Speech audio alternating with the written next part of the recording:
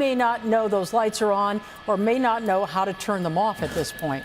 That's a really good point, Colleen. You know, the driver probably isn't even aware. He might see it. He might think that they're from the police units behind even. So it's hard to guess what what's going on in the mind of the driver there. But continuing to be pursued. You see the units there. They don't have their lights and sirens on. They are in tracking mode, officially in tracking mode, but they're staying a close distance away from the driver, and the driver knows that that night sun means something, and it means that the police are overhead. Now, I notice when you zoom in like that, of course, it's still rather dark on the door, but I don't see any markings that would indicate that it may be a county truck or a construction company. But you do notice in the bed of that truck, you do see a tool box there, right behind the cab. So he's also missing a tail light there, it looks like. I think he is missing a tail light, but he's got plenty of lights on that thing, so it's going to be easy to... Sorry, I was hoping to see a logo on the truck, and there is none. So my first thought was maybe some sort of, like a city or county truck that may have been stolen here. Here he goes, exiting on the, oh, look at that. Oh, man, on the Gore point at the last second, he dove off the freeway there and almost hit those cars. So where is he? He's on the 110. What's the exit here? What's the ramp? 118, let's see here. Well, he's transitioning eastbound 105 freeway. So from the 110 freeway, he transitioned there eastbound 105. So he's made somewhat of a loop here because this pursuit started around, well, off of Wilmington. He was on for a short time. And now he's back on the 105 heading east from the way he came. So he's kind of making a loop back into towards the Linwood area, Compton area, and we'll see if he exits on one of the streets he was on initially. You were saying he was going about 80, 85 miles an hour. It doesn't look to us like the speed has changed all that much, but you would know better. Yeah, we're tracking actually right now at about, well, I'm hitting about 100 miles an hour on the speedometer, and it's, let me bring that in for you on our map system so you can get a reading on that. Oh yeah, he's clocking well over 100, and it looks like he just turned off the lights on the truck, so he's obviously figured out how to do that. He did, finally. So no more giving away his position, but it's too late. The airship's on it. And is he going to make another? No, I guess that's not a transition. He's just changing lanes there.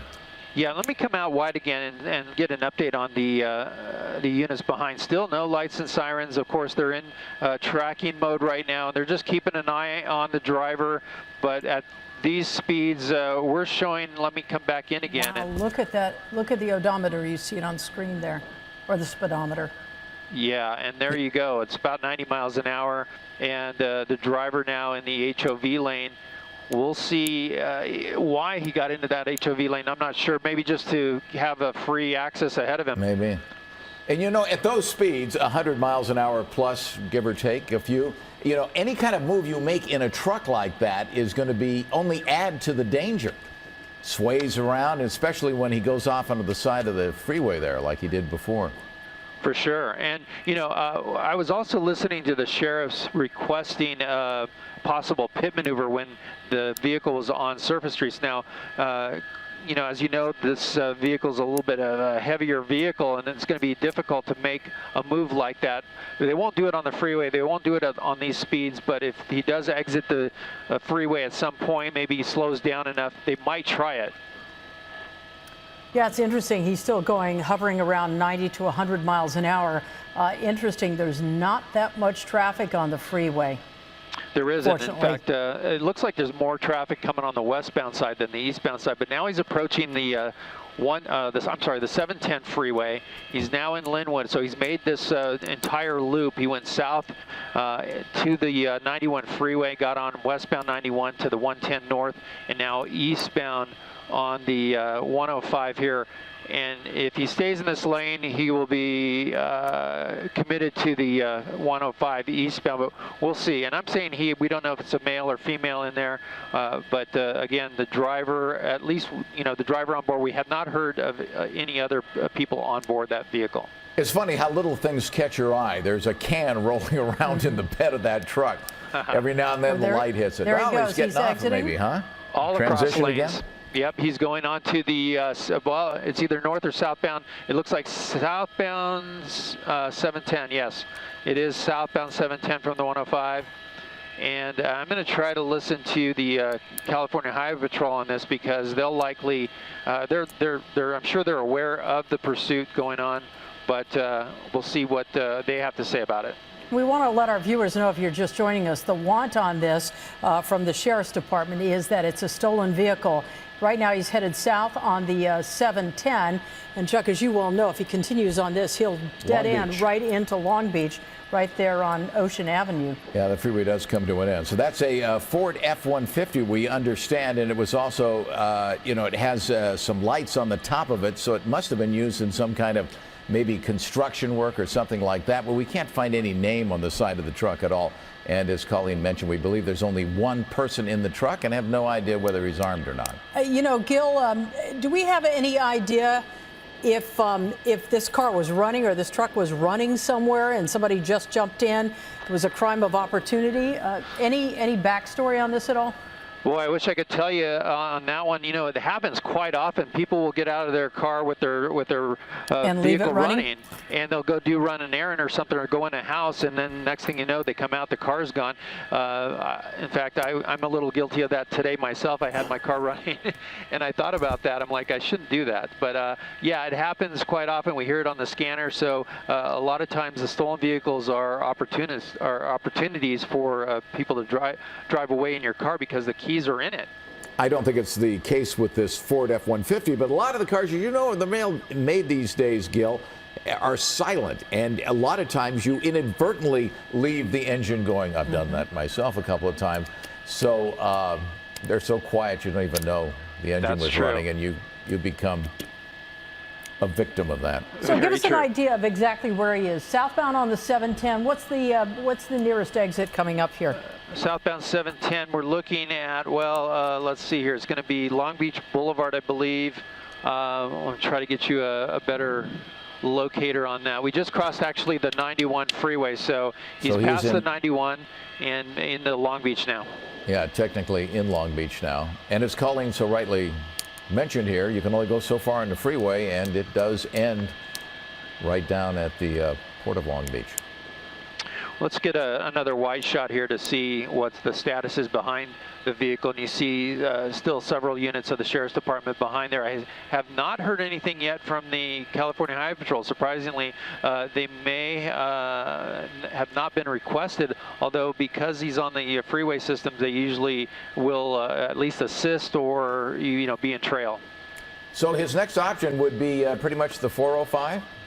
The 405, that's correct, will be the next available freeway interchange, and staying in this lane. You know, he's looks like he's committed southbound for now anyways, and once he gets past that 405, he's deep in the heart of Long Beach, and that gets a little tricky there when the freeway ends, because it puts you right into the port. Yeah. You know, I can't help but notice he's slowed down a little bit, and the other thing I'm seeing out there, you mentioned the Port of Long Beach there. I'm seeing, or Port of Los Angeles, Port of Long Beach, seeing a lot of trucks headed in, and this is typically the time of night they go in and pick up their wares and move on. So describe for us the traffic on the 710 now. Yeah, let me come out wider so you get a bit better idea. We're in a little tight there. You see, you're right, there's a lot of trucks that are heading south into the port right now. Traffic isn't too bad. It's medium, light to medium actually, coming through Carson, southbound 710 coming through Carson Street. Well, he may have got the strobe lights off on that car, but it appears there's some kind of a bright white light that's on right now. Whoops, now he's going somewhere. He used that big rig. He cut right in front of that big rig to try to cut off the officers. Let's see if they made it behind him. He didn't trick them. They're right there behind him. He's getting off. He has the potential to go back on the freeway, but no, he's going to loop around here. It's going to be eastbound. Is that the 90? Is that the 91 there? No, I'm sorry. He's on the 405. He's on the 405? Yep, he's looping around the 405, southbound 405, yep. So now if he continues on the 405, of course, he's going to go through Long Beach by the airport. He must be pretty close to that. very close to the airport, and as we spin the helicopter around here, we're going to be continuing southbound now on the 405 from the 710. My pilot, Mike Rodriguez, doing a great job controlling the helicopter as we spin around with the driver here. The CHP still not a presence in this pursuit, but the Sheriff's Department hanging tough in the rear without their lights and sirens. Of course, it's still in tracking mode, and they're doing a great job keeping up with the vehicle. He tried to make that move, cutting in front of that big rig at the last second and going across the gore point. We've seen him do that twice now with the gore points. He just cuts across and almost hit those cars the first time. Gil, can you give us an idea of where this started? You know, I know he's been on several freeways, the 91, the 110, the 105. Now he's southbound on the 405. Where did it start? It all started on surface streets. Oh no, he does it again. There's the gore point, dives off the freeway at the last second here, but I think he's going to be able to get back on here. Let's see. It's, they're calling this Orange Avenue that he dove off of there, and he is. He's going to get off here, and that's going to put him near, well, Signal Hill, maybe getting close to Signal Hill. But now he's officially off the freeway, and he may have done some damage to the truck here. It's the third gore point he went over. And he's northbound on the Orange Avenue from the 405. Well, now he turned south. No, he did turn north. You're right. Going to go back over the freeway. Yep, wrong side of the road there, crossing over the yellow center line there, and he's going to continue northbound past the 405. And he's going to be coming up to Wardlow. Light traffic, they're calling it up ahead. About 40 to 45 miles an hour, and we'll see what he does as he gets to this intersection. Sheriff's right there. They didn't fool him. Yeah, now, even though they're running without lights and sirens, he's probably able to look in the rearview mirror and tell what's behind him. And they still have a night sun on him in the chopper? Oh yeah, that night sun's very bright when it hits you. If you've ever had a night sunlight on you or across your path, it's like day. It's like daylight when it hits you. Yeah, like we said, he managed to turn off the strobing yellow lights, but that white light is there, so it's still going to be easy to track him. Yes, and then the white light on top for sure. Let's see, we're northbound on Orange, crossing Bixby Road. Speed still about. I'll bring the speedometer in for you so you get an idea the accuracy of the speed of the vehicle right now. And the Sheriff's Department, Compton Sheriff, still tracking on the ground, but also in the air, the airship overhead. Coming up on Carson Street, they're calling it light traffic. But still pretty fast for a surface street here.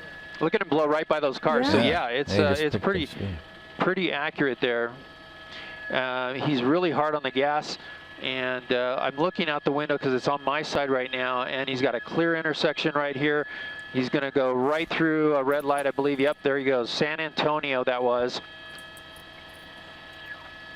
Now, is he moving out of Long Beach?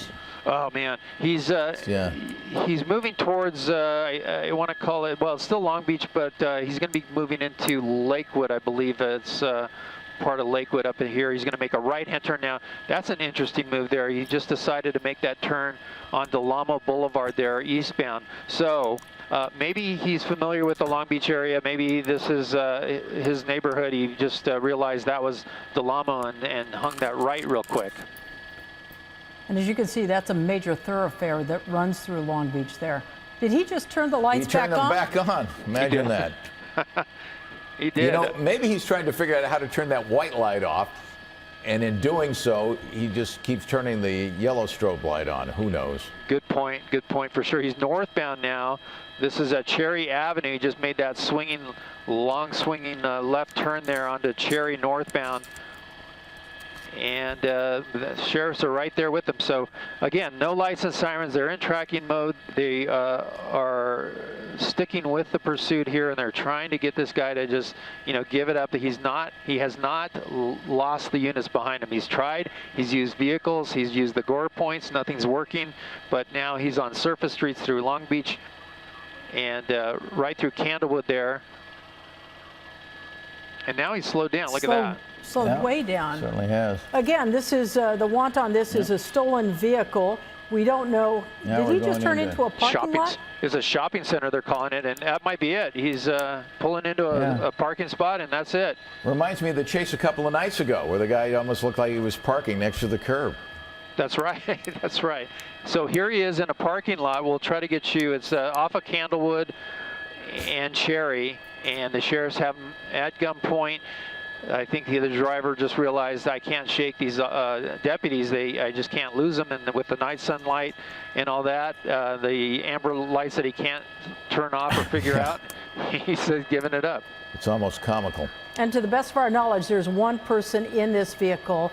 Although, walk us once again through the procedure here, Gil. What happens? They're going to want the keys out. I don't know. I haven't seen the keys come out yet. They usually order them to throw the keys out the window so that he cannot drive away. They're going to ask him to open the door and exit the vehicle. He has his hands out, so he is complying to that degree. But still, we'll see once that door pops open, we'll see what the driver decides to do. But you see for now, 4 units now in the termination here. Maybe another one behind. Let's see here. Yeah, there's a 5th one there. So off of Candlewood and Cherry, this pursuit ends in a parking lot of, looks like maybe, well, I'm not sure. It might be a Costco. It might be a big box store of some sort. But there's the door open. The driver's on his knees. Yeah. And they're going to have him walk back towards the deputies there. And this pursuit has finally come to an end. It's a fast-moving chase on surface streets from Compton all the way here to Long Beach, and the driver finally giving it up. There we go. Another great job again tonight. Gil Levis, a news chopper for Bravo. We're going to take a quick break, and we'll be right back.